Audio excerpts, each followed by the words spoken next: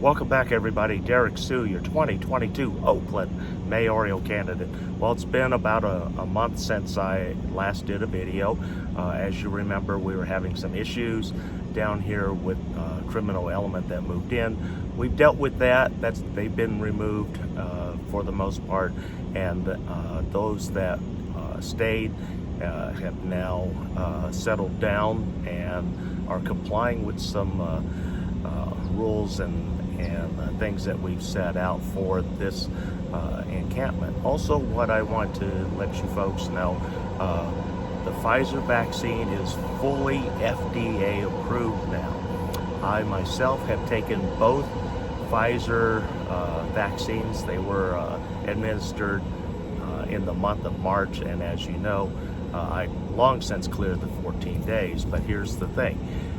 I became a breakthrough COVID Delta variant victim, and if it weren't for me having the Pfizer vaccine early on, I probably could have been more greatly affected by this more infectious version of COVID-19. And so anyway, my symptoms, when they came on very suddenly. Also, to let you know that I'm fully aware of what to look for, I was also part of the Alameda County health teams, street teams that did outreach to the homeless here in Oakland and Alameda County. And I went around to the different encampments looking for symptoms of COVID-19 early on, and then for nearly a year. But anyway, I got my vaccines back in March. And then the stress of what I was dealing with obviously weakened my immune system, and also with the influx of so many different people coming in and out of the camp, that also set up the situation for a COVID outbreak. So anyway, I did contract that. It was verified through a local health agency here. I self-quarantined here at the camp for 14 days so that I had minimal exposure to anybody, and I would not be exposed to anybody else that would either contract the COVID from me, or me getting something else from them in my slightly weakened state. And then also they were making sure that I wasn't contagious. So anyway, last Friday I was confirmed clear and clean, and so took the weekend, because right now one of the lingering effects of that I'm feeling still, number one, I did lose my sense of smell and taste suddenly. I mean, it happened drastically, and it was very noticeable, that happening, so be aware of that. Also, elevated body temperature. My body normally runs somewhere between 96 and 97 degrees on average. My body temperature elevated to just short of 100 degrees. So that was a concern there, because I did have elevated body temperature. Also, there was some aching in the joints, but not too much. I had a really runny nose, like a cold, during the 3 days. For 3 days I had that. And so those are some of the symptoms that I experienced when on the onset of the COVID, and then immediately once I realized that I had 3 of the symptoms that we look for, I went in and got tested, got a positive, and then also was given some options. The option that I took was not one of theirs, but it was mine, and they agreed with it because I am already in a homeless encampment, but they were just going to oversee the encampment, make sure that it was controlled and that we didn't have a serious outbreak here, which we have not had. And so I'm back now. I'm no longer in any kind of contagious state. Also, I'm just dealing with a little bit of fatigue right now still, which is probably going to be a long-term issue that I'm going to have to deal with. But that's some of the things that I've been going through for the past few weeks in recovery, also being self-quarantined for 14 days. I couldn't have contact with folks from outside, meaning my donors. So my donors were very limited. I stayed very far away from them. Also, I masked up so that I would not be endangering them. And in fact, I had Jerry here the whole time to talk with all of the donors because of my self-quarantining. And so the only thing that exposed people possibly was if the dog had COVID, and people have hugged and kissed her and everything, but she's not that kind of dog, so I didn't worry about that.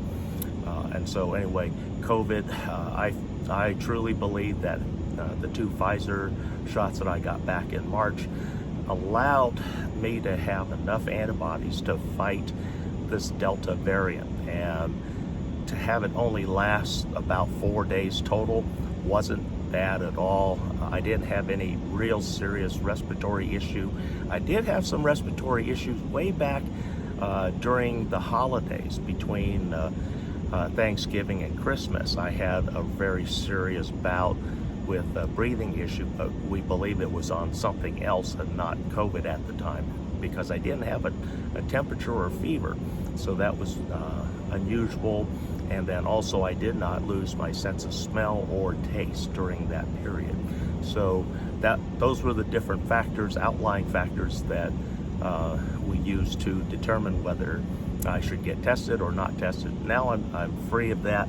So anyway, go get your Pfizer vax.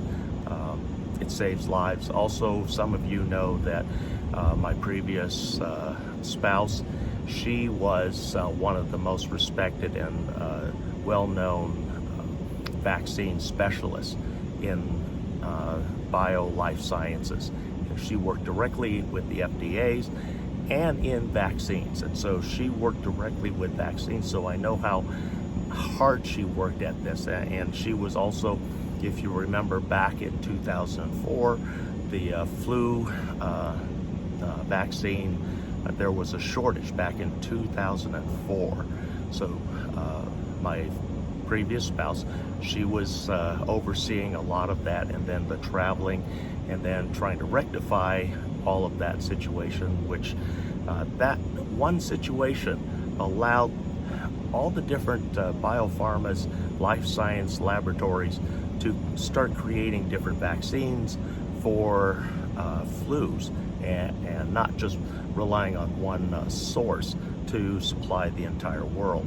And so now that's why we had with the Moderna was one of the first ones to come out. Then we had Pfizer, we had AstraZeneca, and then we have Johnson & Johnson. So it was that episode back in 2004 where it was the contamination levels at the factory in Europe that caused the worldwide shortage of flu vaccine that year. So I know about the vaccines and how hard it is to get things approved through the FDA and all the different processes, and then the dosing and marketing and everything. Also, I mean, it was a crazy time back then when my wife was representing a large biopharma here in the Bay Area and was working for them at the time. So it was very trying time, because also along with that, one of the laboratories was actually bombed by an animal rights group, and our home, we were actually attacked by this group, which the FBI finally did catch. But we had to do a lot of changes to our lifestyle back then. We had to change our vehicles. We didn't initially have dogs at the onset of the bombing at this laboratory, and then we got dogs for that. And then, as all of you know, I'm already armed, so when I came out, they all scattered, and we had it all on video. And we had a security system all around our home so that license plate numbers, faces, and everything were documented. And these were for nighttime recording, these type of cameras, and they were very advanced for the time. But anyway, that brings you up to what I've been doing, some of the things that I've been doing. Also, the project that we have going for October has been postponed. We're not stopping it, but we have postponed it for a number of different reasons. First of all, COVID, Delta, and now we also have another variant which is on the horizon. So our entire volunteer team that was going to do the construction has backed out. They have said, let's wait, because we don't want to get infected and we don't want to cause problems, and I agree with them. So we have temporarily postponed the entire project. And then another reason why we postponed the project, my neighbor Jerry, as many of you know, has moved out, and so she's slowly moving her items out.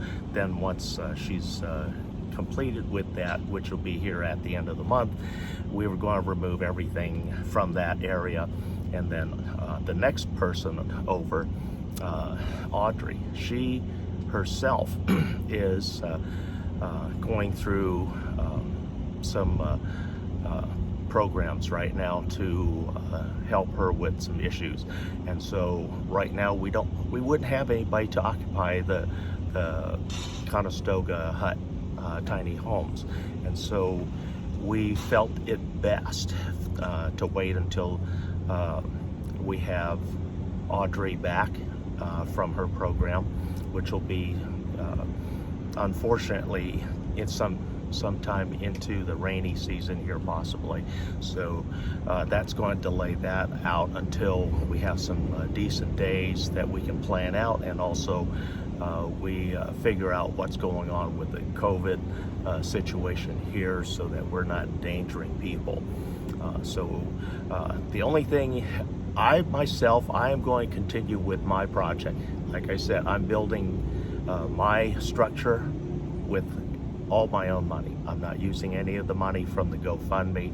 The GoFundMe, that is strictly for purchasing all the materials to house the two ladies that were here. But we have a new applicant that we're starting talks with, and we're going to be vetting here to come in when we restart the project to go into that tiny home, that Conestoga tiny home. And then by then, Audrey will get her through the winter with some other shelters and tarps and things to make sure she stays warm and dry. But I myself, I'm going to continue on. We've pretty much finished how many panels we need. We got 2 more to go, giving us a total of 8 panels for 800 watts total.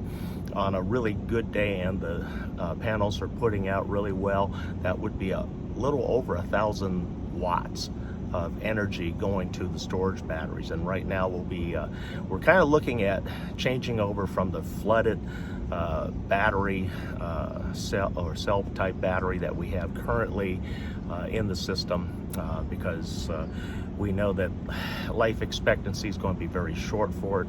For a third more, we can actually start moving towards lithium iron phosphate batteries, which will be far superior and have a life expectancy of about 10 years and have more than twice the output of a flooded battery. So we're looking at changing over to that in the changeover with the home here, and we got the floor plans all laid out, and so as I put my money together, most of that my money is going to be from the California checks for families, and that's $600. So I should be receiving a $600 check here from the state of California, which will pay for all of the platform that I will be basing my new home and shelter on. And then In a future video, I'll be showing you the actual floor plans, and then as I progress, I will be documenting and showing each segment of the construction, because we're going to have hot and cold running water in here. So there's a 70-gallon tank that's going to be installed, like I said, and then also the lithium iron phosphate batteries.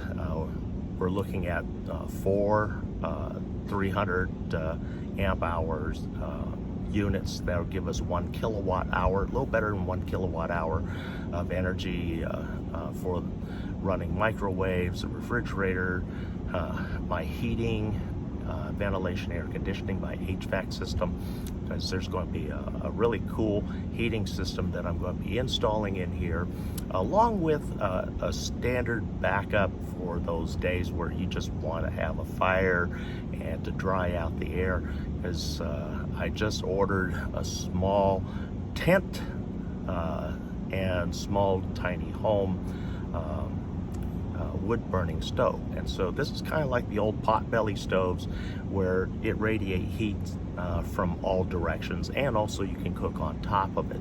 So this is probably going to be the least expensive way to heat the inside, and it has exhaust pipe, a flue that goes up and out the roof, and so we'll put a cap on top of that so that rain doesn't come back in through the pipe, and so it exhausts properly, and we don't get carbon monoxide, carbon dioxide build up inside of the new shelter. We're also going to have an infrared heat collector, which will be heating up our water for our hot water system. And then there's the storage, 10-gallon storage tank that will be underneath the platform. It also has a 2,000 watt heating element inside of it for those really cold days where you can't get quite enough heat, or you've used up all the hot water and you need more. And so this way, just by flipping a switch with the battery system, the solar system, it'll energize that water heater and heat the water up to what we need. So those are projects that we're going to be putting into each of the tiny homes here at Rangers Community, and we're still working with our 501c, our new one. We're talking about the plan, also the co-governing. So there's waiting for more information to come in, and so that they can review and make a decision whether they want to move forward with the project or not. For them becoming my 501c sponsor, to change this camp from a self-governed camp, which we are currently, and an independent, to a co-governed camp where there's oversight and not just me kind of leading things here. And this way gives democracy to the camp, and also gives credibility to a 501c for the oversight, and they get paid for that. It's not a free deal, so they do get paid for that oversight, and that's the representation to the city and the city council, to our city council member in this district, that would be Trevor Reed. And so things are moving along. Thanks for joining me today. I've rambled on quite a bit about things, but we're back on track here. We're temporarily shut down because of COVID, but that'll soon end. I'm going to have my shelter up before the winter. I have to, because the roof on this place that I'm currently in is already not there for the most part. Whole big section has collapsed, so I really do need to get this one up before the rainy season typically begins in late November. And so I'm counting on that same kind of track that we've experienced over the last 5 years. First rain, we've had some rain in October, but it's not very much. And so anyway, thanks for joining me today, and we'll be right back.